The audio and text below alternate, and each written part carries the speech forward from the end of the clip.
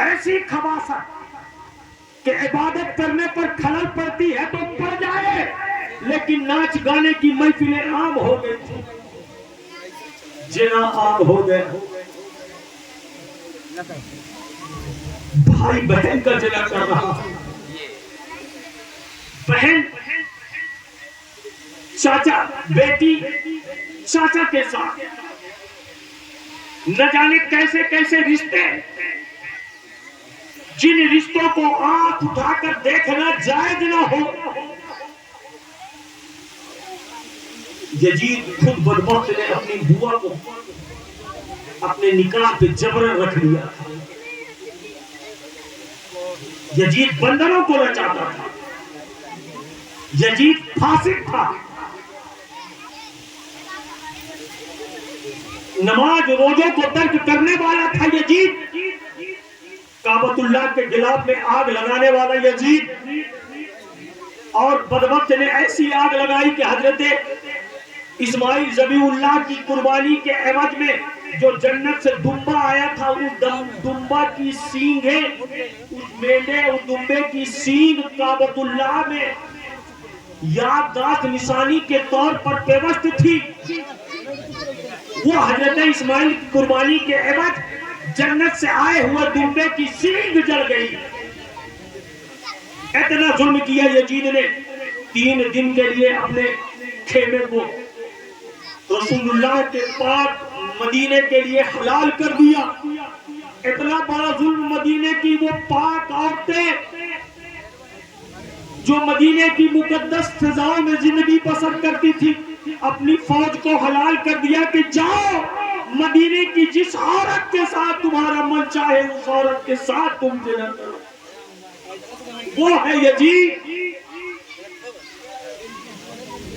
مسجد نبوی کی وہ مقدس ستون کہ جہاں پر خطا ہو جانے پر صحابہ اپنے آپ کو ان ستونوں پر بنوا کر مصطفیٰ جان رحمت سے معافی کی دعائیں کیا کرتے تھے۔ اس یزید کے لشکر میں بدبخت نے مدینہ منورہ کے مسجد نبوی کی مقدس ستونوں پر گھوڑے اور گدھے بنوائے۔ منبر رسول پر اس یزید کی فوج سے گندگی اتنی ہوئی کہ منبر رسول سے چیخنے کی آوازیں آنے لگی۔ حضرت سعید بن مسیب رضی اللہ تعالیٰ عنہ صحابی رسول مجنون اور پاگل بن کے منبر رسول کے نیچے چھپ گئے تھے۔ بعد میں آپ فرماتے ہیں کہ جتنے دن تک مسجد نبوی پہ نماز اور اذان نہیں ہوئی، اتنے دن تک مسجد نبوی سے نماز کے وقت چیخنے کی اور رونے کی آوازیں آیا کرتی تھی۔ ایسا ظلم کرنے والا یزید چاہتا تھا کہ رسول کا نواسا حسین میرے ہاتھ میں ہاتھ دے دے، اور حسین وہ ہے کہ جن کی رگوں میں قرآن کا علم بہ رہا ہو، جس نے حدیث و قرآن کی روشنی میں زندگی کے ایک ایک ایام گزارے ہو، رسول ہاشمی کے مقدس کندھوں پر قدم رکھ کے جن مدینے کی گلیوں پر جس نے پرورش پائی ہو، وہ حسین ابن علی نبی کے مقدس لعاب دہن کو چوس چوس کر جس نے زندگی کے ایام گزارے ہو، وہ حسین ابن علی کہ جسے فاطمہ کھانا کھلاتی تھی، لوری سناتی تھی تو قرآن کی تلاوت زبان پر چالو رہتی تھی، جس کا بابا علی جسے اللہ تبارک و تعالیٰ نے ایسا علم قضا عطا فرمایا تھا کہ فیصلہ کرنے کے پورے علم کو اللہ نے 10 حصوں میں تقسیم کیا، 9 حصے سے ایک حصہ علم قضا کے ایک حصے سے دنیا کا تمام علم قضا ہے، اور اکیلے 9 حصہ اللہ تبارک و تعالیٰ نے حضرت علی کو عطا فرما دیا۔ اسی لیے تو عمر بن خطاب اور ابو بکر صدیق جیسی شخصیت کہتے ہیں کہ ہمارے فیصلے کرنے میں اگر علی نہ مدد کر دے تو ہم کب کا ہلاک و برباد ہو گئے۔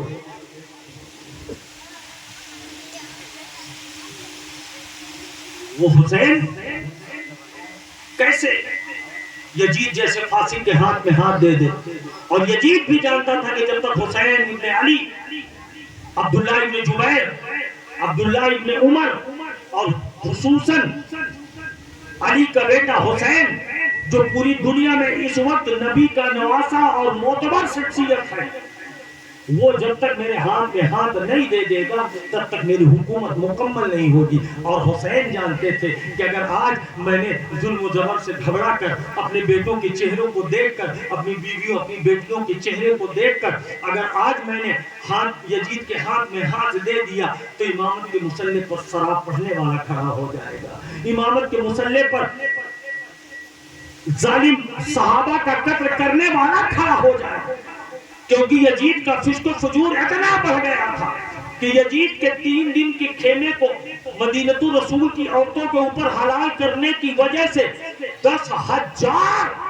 ناجائز اور حرام بچے مدینے میں پیدا ہوئے تھے۔ وہ ہے یزید۔ اور آج ایک طبقہ یزید جنتی ہے، معاذ اللہ، یزید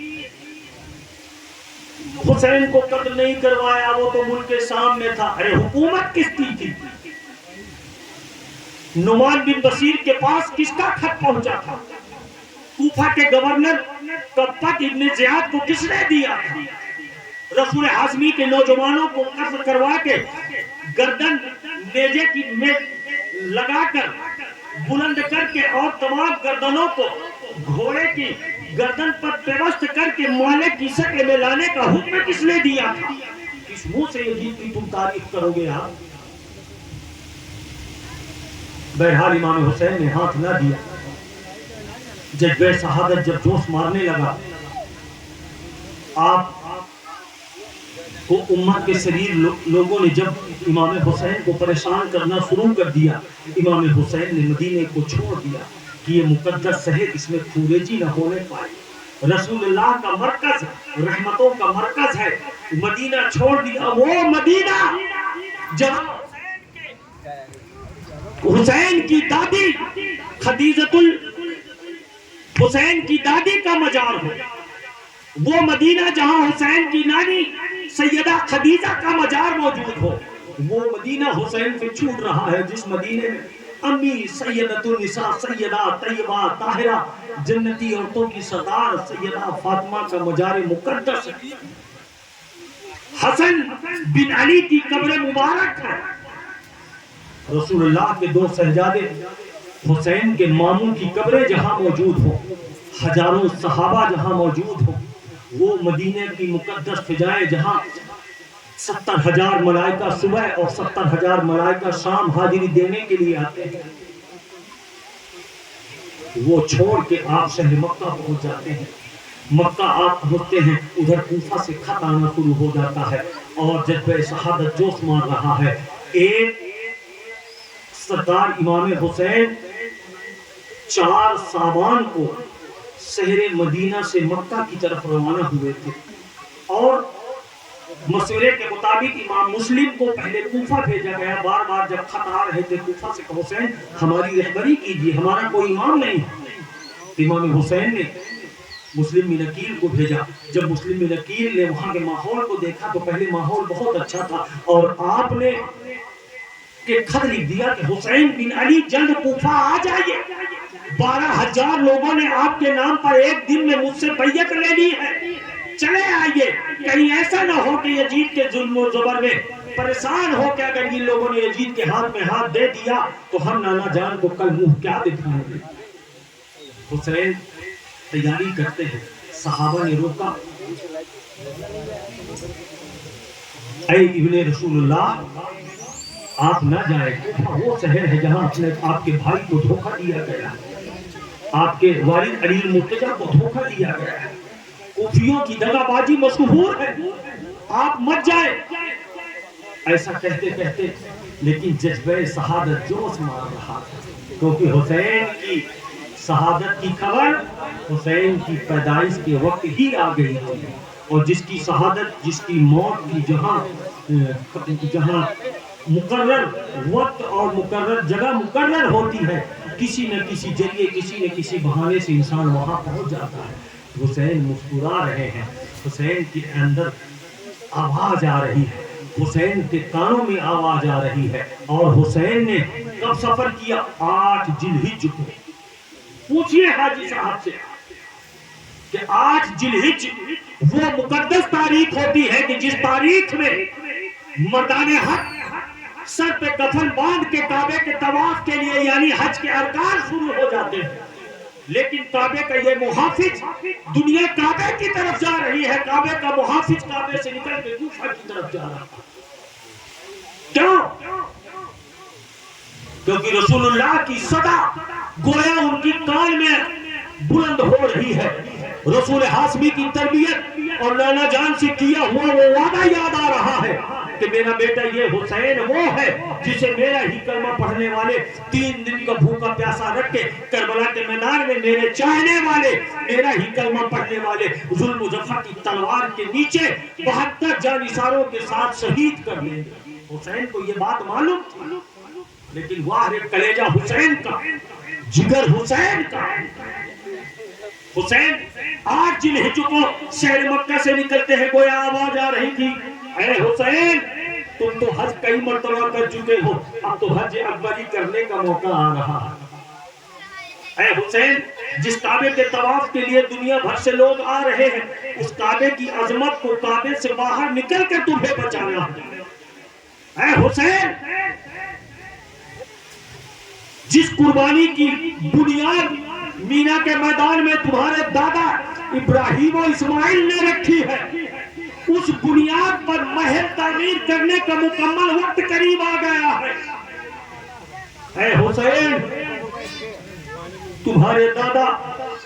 اسماعیل و ابراہیم کی قربانی کا بدل پیش کرنے کے لیے ان کی نشانی کے طور پر آج لوگ بھیڑ بکری دمبے اور جانور قربان کرتے ہیں، لیکن حسین اس قربانی پہ محل تعمیر کرنے کے لیے تمہیں علی اصغر کو قربان کرنا پڑے گا، علی اکبر کو قربان کرنا پڑے گا. ہم سبیل پیغمبر کی لاش کو تمہیں کاندھے پر اٹھا کر لانا پڑے گا. اپنے بھائی کے کٹے ہوئے جسم عباس علمبردار کے کٹے ہوئے بازوؤں کو سمیٹ کر حسین تمہیں حج اکبری ادا کرنا ہوگا. اے حسین اٹھو، یہاں بھیڑ بکریوں کی قربانی نہیں دینا بلکہ اولادوں کی قربانی دینا ہے، بیٹوں کی قربانی دینا ہے، بھتیجوں کی قربانی دینا ہے اور خود آخر میں راہ خدا میں اپنے آپ کو شہید ہو جانا ہے. اسی قربانی کا بدل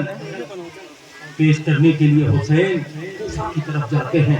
2 محرم الحرام کو کوفے کی آپ ابھی کربلا کی وادی میں پہنچتے ہی ہیں، نینوا پہاڑی کے نزدیک پہنچتے ہیں کہ حر بن یزید ریاحی آتا ہے اور آپ کو کہتا ہے کہ حسین آپ کو شہر میدان کی طرف گھیر کر رکھنے کا ہمارے امیر ابن زیاد کا حکم ہے. بہرحال آپ کو گھیر لیا جاتا ہے. 3 دن مسلسل امام حسین اور اپنے 72 جانثاروں کے ساتھ شہر کربلا کے اس بیابان میں سفر کرتے ہیں. رات بھر سفر کرتے تھے اور صبح جب ہوتا تھا تو اسی جگہ پہ. بڑا تعجب ہوا، کسی راہگیر سے دن کو آقا حسین نے پوچھا کہ بتاؤ یہ جگہ کون سی ہے؟ تب اس نے بتایا کہ یہ ہے میدان کربلا. بس آقا حسین اپنی سواری سے اتر کر کہتے ہیں سچ ہی میرے بابا جان حضرت علی نے کہا تھا کہ حسین کربلا سے نکل کر تم کہیں نہیں جا سکتے، یہی ہے میرا مرکز، یہی ہے میرا مسکن. میرے بابا نے بتایا تھا یہاں عباس علمبردار کے بازو کٹیں گے، یہاں علی اکبر کا لاشا پڑا رہے گا، یہاں قاسم کی جوانی خاک و خون میں چڑھا دی جائے گی، یہاں زینب اور سکینہ اور ام رباب ام لیلہ کے ہاتھوں پر ہتکڑیاں ڈالی جائیں گی، یہاں پیاس سے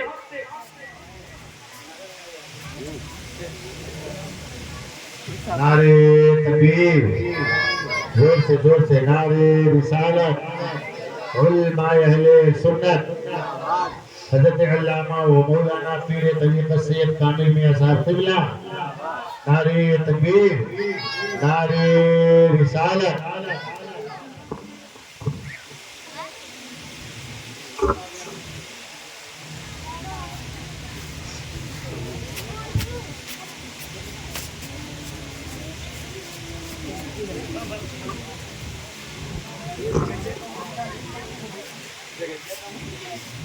तीन दिन का भूखा, 3 दिन का प्यासा मेरा हुसैन आखिरकार अपना हाथ ना दिया। बहुत सारे वाक़ियात हैं सरकार इमाम हुसैन के मक्का शहर से निकल के कूफा करबला तक पहुँचने के दरमियान बहुत सारी मुलाकातें, बहुत सारे मामले हैं। इंशाअल्लाह रहमान आपको मौलाना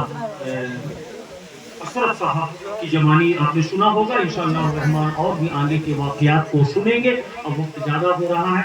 65 साल 5 माह 6 दिन की उम्र गुजार के मेरा हुसैन करबला के तपते हुए लालाजार में पहले सहाबा को शहीद करके,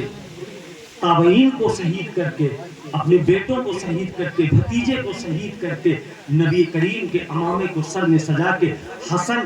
इब्ने अली का पटका अपनी गर्दन पे छाती पे बांध के, जाफर तैयार के नेजे को लेके आज शहादत का दूल्हा बना और करबला में वही हक अदा किया जो मुस्तफ़ा जाने रहमत ने ताइफ के बाजार में पत्थर लगने पर भी किसी को बद्दुआ न दी थी। हुसैन इब्ने अली ने पहले हुज्जत कायम की, उसके बाद जब लोगों ने नहीं माना तो ऐसी जंग लड़ी, ऐसी जंग लड़ी, हुसैन इब्ने अली की मलाइका की चीखें निकल गई और आपके जिस्म पर जरा बिन शरीक ने जब एक ऐसी तलवार मारी कि आपका हाथ घायल हुआ, आप बाएं हाथ से तलवार ले लिए तो सिमर बदबख्त ने आपके ऊपर फिर तीर का वार किया। उसके बाद खोली सिमर जैसे बदबख्तों ने घेर कर आवाज दी थी, ये हुसैन इब्ने अली हैं। जब इनके बच्चों ने बगैर पानी पिए, बगैर खाना खाए अली अकबर अली असगर ने एक एक वार में 18 यजीदियों को शहीद कर दिया। तो अगर इनसे तनहा लड़ोगे तो तुम्हारी बीवियां बेवा हो जाएंगी, तुम्हारी औलादें यतीम हो जाएंगी। और मेरे हुसैन को घेर के जब जमीन पर गिरा दिया गया, मेरा हुसैन ऐसा गिरा कि आपकी छाती मुबारक आंगी है, पर वक्त सिमर आपकी छाती के बाद जैसे आया है, 72 जख्मों से जिस्म चूर चूर है, हड्डियां टूट चुकी हैं, जिसमें से खून के फव्वारे जारी हुए हैं। आप इमाम अली मकाम ने अपनी पूरी जोरे यदुल्लाही लगाकर अपने जिस्म को पलटा और कहा कि बदबख्त, क्या तुझे ये पता नहीं कि हमको सजदों से कितना प्यार है, सजदों से कितनी मोहब्बत है। जंग की रात आज ये 9वीं मुहर्रमुल हराम की रात है, जिस रात के लिए इब्ने ज़ियाद इब्ने साद ने आकर कहा था 9वीं मुहर्रमुल हराम की शाम को कि हम आज ही जंग लड़ेंगे, लेकिन हुसैन ने कहा था कि नहीं, हम 9वीं मुहर्रम है आज जंग नहीं लड़ेंगे, आज की रात हम मोहलत चाहते हैं। दुनिया जानती है कि हमें सजदों से कितना प्यार है, हम आज की रात अल्लाह की बारगाह में और सजदे करना चाहते हैं और इबादत और इबादत करना चाहते हैं। कसम खुदा की, अहले बैत अतहार के उन शेरों ने रात भर ऐसी कोई तरकीब नहीं इस्तेमाल की कि मौत से बच जाए, बल्कि खूब सजदे किए, खूब इबादतें की, खूब तस्बीह की, औरतों ने भी तस्बीह की, खूब नमाजें पढ़ी, अल्लाह का शुक्र अदा किया कि अल्लाह हमारी शहादत और हमारी इस कुर्बानी को कबूल फरमाए। जो दिल में हूँ पे औलादे पैगंबर लेके बैठे हैं। बोर तो नहीं हो रहे भैया, बहुत टाइम हो रहा है। जो दिल में हो पे औलादे